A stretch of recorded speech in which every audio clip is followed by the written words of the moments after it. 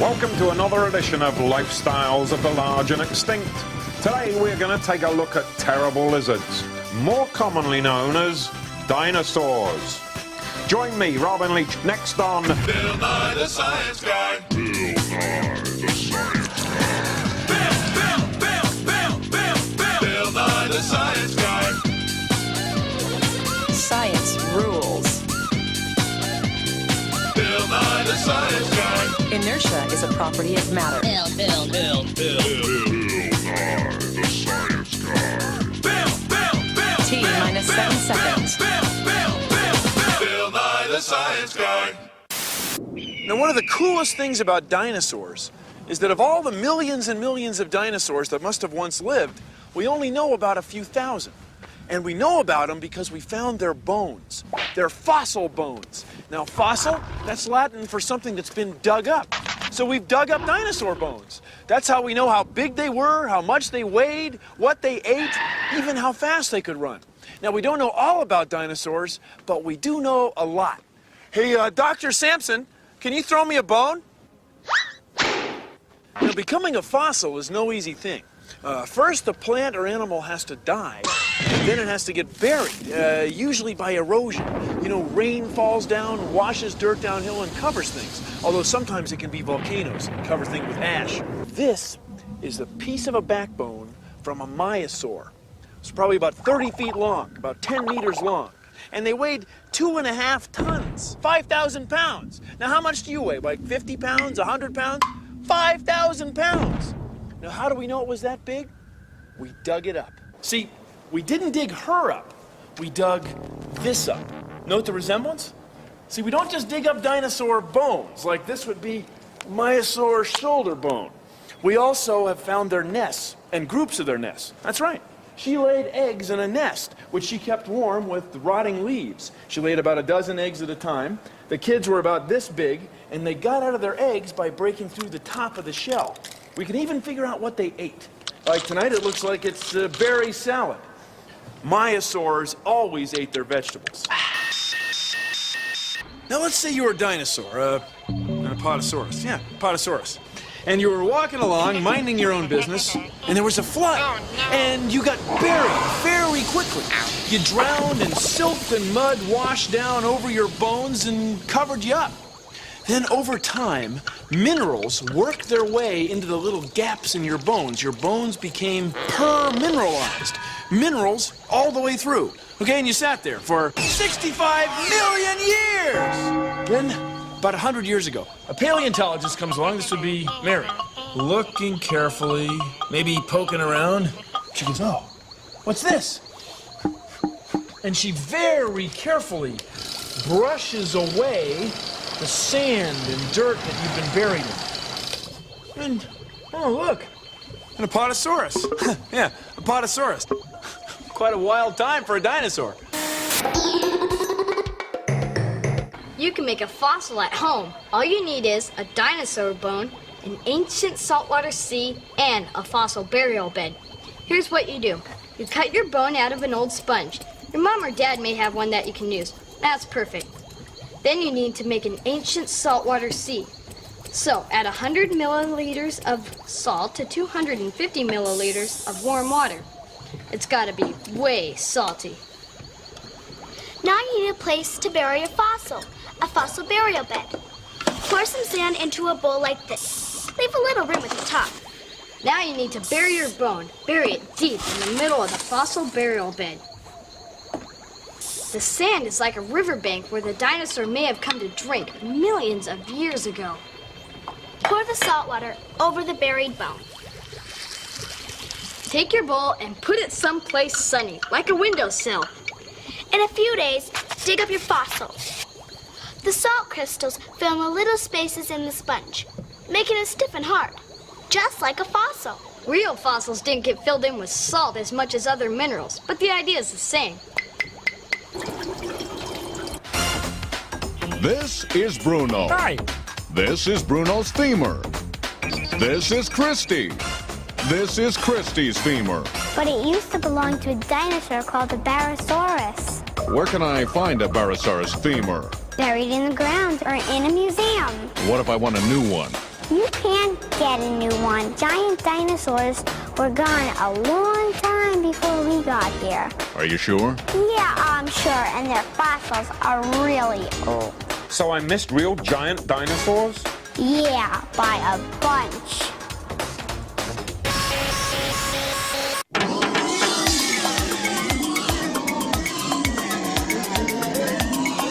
Wait a minute. How do we know that dinosaurs really did exist, huh?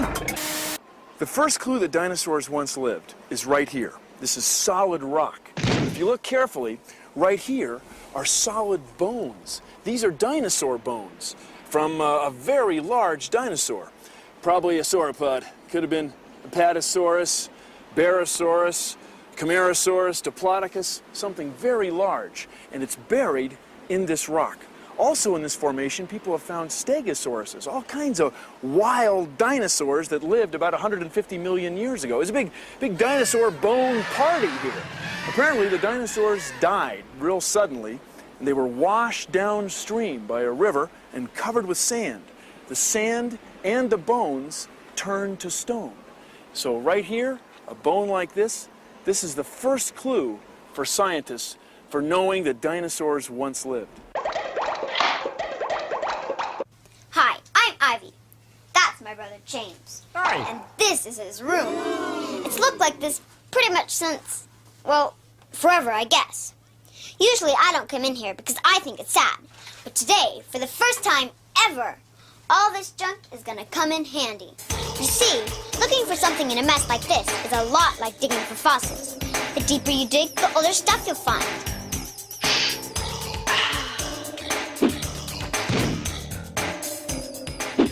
There might even be stuff you don't want to find. Hey, my last report card. I haven't seen this since the July 20th game, and I took the homer away from JJ. Just think of fossils. The longer something's been left on the floor, the more there is on top of it. Scientists can learn a lot about dinosaurs from looking at how the fossils have been buried, how deep they are, and what's around them. And that's what makes fossils so exciting, even the ones you find in a room like this. Consider the following. Dinosaurs lived about 160 million years, and they all died out about 65 million years ago, all at once. Now, why is that? Many scientists now believe it might have been a meteorite or groups of meteorites, big rocks from space. Let's say this box of flour is like the surface of the Earth, and this ball of pepper is like a meteorite. A meteorite that would have come hurtling toward our planet at over 100,000 kilometers a second. So imagine, 65 million years ago, and using the slingshot of science, we'll create a meteorite impact on the Earth's surface. See? It forms a crater, and dust is ejected into the atmosphere. Now, if enough dust were thrown into the atmosphere and it could stay there long enough, it would block the light from the sun and kill the plants that the dinosaurs depended on to live. Now, there's another reason we think the dinosaurs were killed by meteorites. All over the Earth, at about the same level we find fossilized dinosaur bones, we find this weird metal called iridium. But we don't find it very much on the Earth. But we find it all the time in meteorites. So maybe this layer of iridium all over the Earth was deposited by the same meteor or meteorites that killed the dinosaurs. Now, you know, the Earth is hit by meteorites all the time. What? It could happen again. Thank you for considering the following. What's wrong with this picture? Dinosaurs and humans never lived at the same time. Yeah, all right.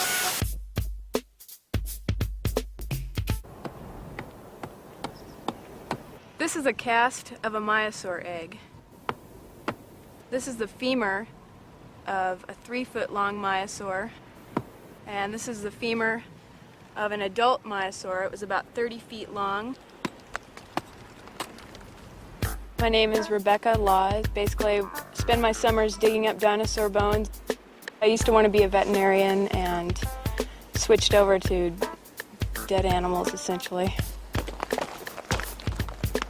This is a baby myosaur skull. It's from a dinosaur that was about 3 feet long. And this is a skull, a cast of a skull from an adult myosaur, a herbivorous. Paleontology is important because we're able to reconstruct past ecosystems and environments. And by doing that, we can compare them to our environment today and help us understand what's going on with our ecosystem and maybe ways we can improve it.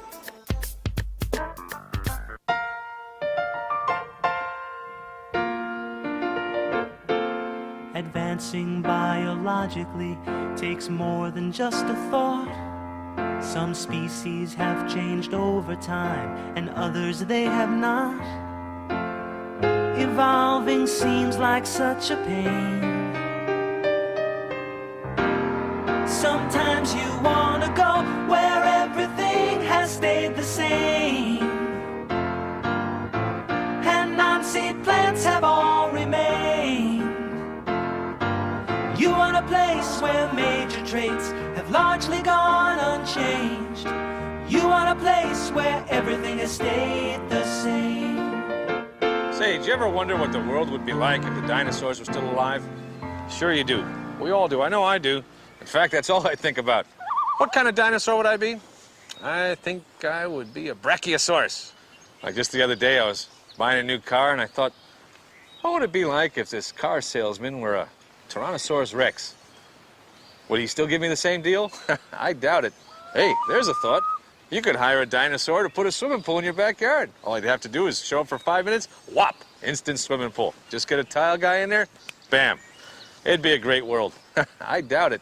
You know, speaking of dinosaurs, did you realize that chickens were a lot like little dinosaurs with feathers? I didn't, until I read a book called The Dinosaur Chicken Conspiracy. But apparently the poultry farmers don't want us to know anything about it, so they've hushed it up. Put the kibosh on it. Ferns will return after these messages. No, I'm not finished yet. Yeah, all right, go ahead. No, I was going to talk about the dinosaurs and the potential growth of the garment industry if they were still alive. Sure. I mean, anybody could figure that out. How much tweed do you have to... Ferns will return after these messages.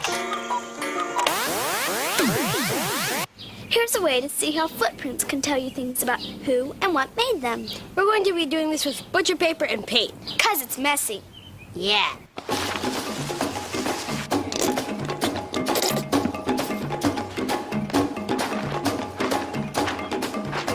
Nicely done. Now I'll step into the blue paint and run. Yellow. Hopping paint. Now I'm gonna do my feet and hands. And if you do a comparison, it's pretty easy to see the different kinds of prints go with different kinds of moving.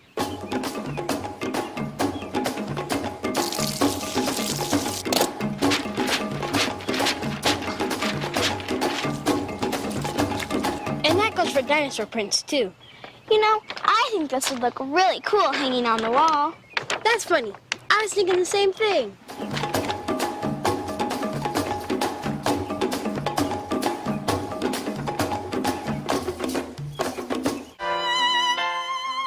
What's wrong with this picture? I told you, dinosaurs and humans never lived at the same time. Hi, I'm Robin Leach. Thanks to modern technology, we can gather ideas about the lifestyles of our dearly departed dinosaur friends while their majestic homes were maintained on luscious landscapes with spectacular streams and gigantic gardens aplenty. We can safely assume that no dinosaur danced and sang the way that is commonly portrayed on television.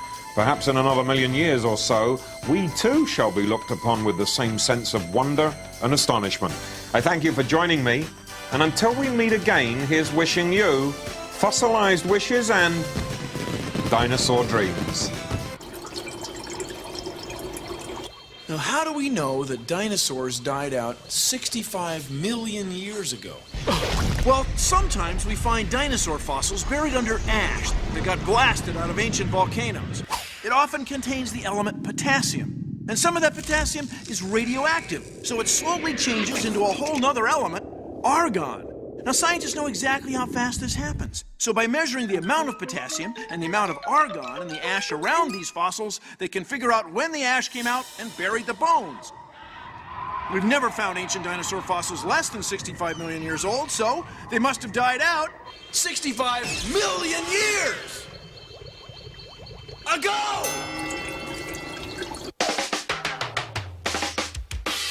My name's David Smith. I'm a Park Service ranger, and you're at a National Park Service site named Dinosaur National Monument. I imagine most of you came here to check out dinosaurs. We know absolutely nothing about dinosaurs and their lifestyles. The only way we could actually find out about these things would be if we could go back in time. And I think we can do that today. Can you help me? And you two up on the rocks, can you help me? Has anyone here ever been a dinosaur? I need you to become dinosaurs. I need you to use your imaginations to show me what you think dinosaurs would do. Understand? Okay. And I want you to remember that some dinosaurs walk on 4 legs, some dinosaurs walk on 2 legs, some dinosaurs wrestle all the time, some dinosaurs eat all the time, some dinosaurs probably even howled at the moon. Okay, dinosaurs, do your stuff. Move about. Move about. Come on, move. Okay, what can we see by studying these dinosaurs? I'm noticing some aggression right away between the males. Lots of aggression between the males. The females seem to be fleeing the area. Now, notice the colors on this dinosaur right here. This camouflage color. Notice that this animal's duckbill is detachable. It comes on and off. Well, why did all these animals die here all at the same time? Could it possibly have been because of a large seasonal flood that came through and washed the dinosaurs away, killing them, killing all the dinosaurs? So, where are you taking me? Oh, we're just gonna go for a walk, check some things out. So, can anybody become a paleontologist? Anybody can become a paleontologist. All you've got to do is have an interest in studying old life forms. Think about it, Diplodocus, bigger than 100 feet long. It's hard to imagine an animal that long today. We also found animals here that you could hold in my hand. Dinosaurs this big, baby dinosaurs. Stegosaurus was there, Allosaurus was showing up, Ceratosaurus. These are all animals that lived at the same time.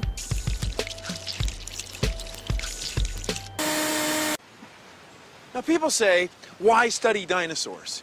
Why study dinosaurs? Are you kidding? They lived, what, in an ecosystem. That's right, dinosaurs had their own ecosystem. That's right, dinosaurs had their own ecosystem. Dino didn't mean they were like animals. And what happened to them?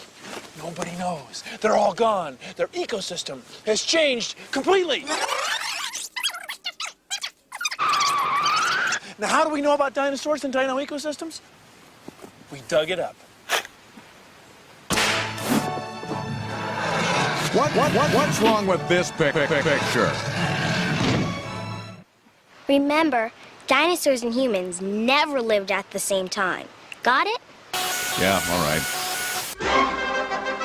Good evening, sports fans. Timmy Tucker here with Lance Yardstick for what has to be the biggest game of all time, the terrestrial surface dwellers versus the March of Time. And this is the one we've all been waiting for. That's right, Timmy. What we're about to witness is the culmination of 4.6 billion years of preparation. And there's the start of the game, and the March of Time is kicking off, and Og Simpson catches the ball on the 0-yard line. You know, Timmy, if the history of the Earth were laid out on a football field like a timeline, the 0-yard line would be when Earth began about 4.6 billion years ago. That's right, Lance, a very long time ago indeed. And Simpson is breaking the ball down to the 20-yard line now. The 20-yard line, that would be when primitive life forms began appearing on Earth about 3.5 billion years ago. Simpson crosses the 50 now. 45, 40, 35, 30. He's getting close now. 25. He's on the 20-yard line. By the way, the 20-yard line, that would be when land plants and fish appeared on the Earth about 425 million years ago. Simpson is now drawing a crowd at the 10-yard line. That's only 225 million years ago, about when the dinosaurs appeared. He's down to the 9 now, the 8, the 7. 65 million years ago, more or less when the dinosaurs became extinct. 5, 4, 3, 2, touchdown, fumble! Wait a minute, what happened down there? Was it a touchdown or not? The officials are measuring now. Let's take a closer look now with the Magnacam. It looks like that fumble occurred within the 1-yard line. Actually, about the 3/4 inch line or the 2 centimeter line. That's when human beings finally showed up on the planet, only about 1 million years ago. Not really very long ago in Earth's history, Lance. Now, wait a minute. They say they need an even closer measurement now, so let's go down and look at this with the microcam. That looks to be about 1/1000th of an inch, or 13 micrometers, or 1 tissue paper's width from the goal line. And on the other side of that piece of tissue paper, an almost unmeasurable distance, 2/3 of 1 micrometer. That's where Bill Nye was born. Who's Bill Nye?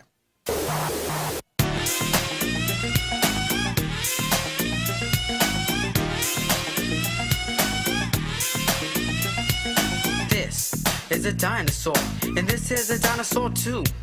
Creatures that lived a while back, you see, a long time before me and you. They were big, and they were scaly, and there were thousands all over the place. But keep in mind, that was a long time before buildings and cars and the human race, Mr. Dino. Mr. Dino. Yeah. This rap's about dinos, man, who were extinct and have been for years.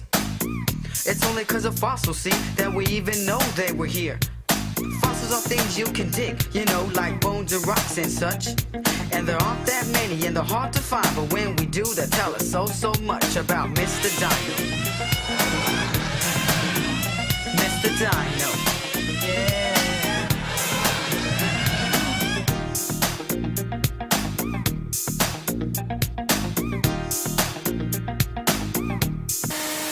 Well, that's our show. You'll excuse me. Got some serious bones to pick. Produced in association with the National Science Foundation. Well, that's our show. Remember, hey, dinosaurs. Well, that's our show. Remember, hey. Okay, here we go. Oh, sorry. Sorry. Ready? Okay, here we go. Hey, we know dinosaurs once lived because we found their fossilized bones. We, humans, came along. Okay, ready? Let's do it. Let's go. Well, that's our show. Oh, sorry. Well, that's our show. Remember, hey, dinosaurs once lived. Sorry. A, we know that dinosaurs once lived because we found their fossilized bones. We dug them up. And B, humans came along long after dinosaurs died out. They lived a long time ago, long before us. Well, if you excuse me, I've got some serious bones to pick. See you around the dig.